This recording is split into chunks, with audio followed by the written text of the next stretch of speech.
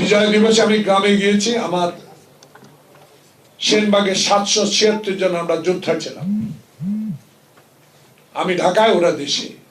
আমার নেতা রুল আমিন ভুয়া সেক্টর কমান্ডার অ্যাসিস্ট্যান্ট ছিলেন। খাজু মিয়া আওয়ামী লীগ নাই, নুরুল হক মিয়া আওয়ামী লীগ নাই, মালেক উকিল আওয়ামী লীগ নাই। তাদের সম্মান আমরা জানাই মুক্তিযুদ্ধ হিসেবে।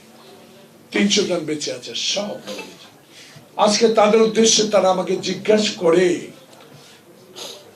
যে ওবায়দুল কাদের সাহেব কোর্ট থেকে জানতে চায় কি করে দেশ ছাড়লেন। এটা হাস্যাস্পদ না? দেশ চালান আপনারা, উপদেষ্টা আপনারা, মন্ত্রণালয় চালান আপনারা, বিজেপি চালান আপনারা। কোন পথে 3 মাস পর ওবায়দুল কাদের দেশ ছাড়লো, এটা যদি উপদেষ্টা বলে উনি জানেন না, এটা তো আমি গ্রহণ করতে পারি না। Double million offer, Walton fridge কিনে পেতে পারেন 20 লক্ষ টাকা, রয়েছে কোটি কোটি টাকার নিশ্চিত উপহার। এটা গ্রহণ করার কথা নয়, কারণ সব কথা তো আমার দলের স্ট্যান্ডিং কমিটি, আমার নেতা তারেক রহমান বলার প্রয়োজন নাই। মুখ থেকে মির্জা ফখরুলের, সালাউদ্দিনের, আমির খসরুর, আব্বাসের, গয়েশ্বরের যেই কথাগুলো বের হবে, পুরাটা বের না হলে বোঝা উচিত তত্ত্বাবধায়ক সরকার দুঃখের কথা নয়, আগামীতে রাষ্ট্র পরিচালনার জন্য আপনাকে যে দায়িত্ব দেওয়া হয়েছে সেই দায়িত্ব আপনি অক্ষর অক্ষরে পালন করা উচিত। সব কথা বলতে হবে, দৌড়াতে দরকার নাই।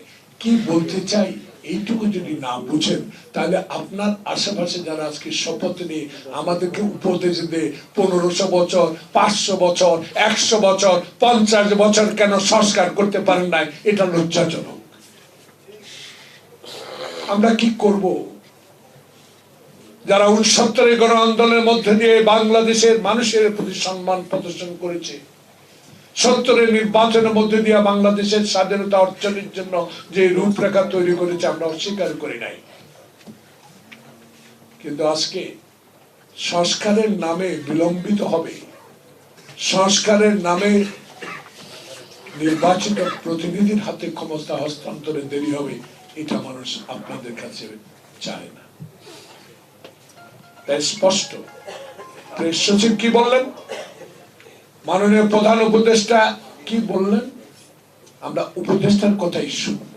অনুগ্রহ করে রোড ম্যাপ সুনির্দিষ্ট দিয়ে দেন, নির্বাচনের তারিখ ঘোষণা করে দেন।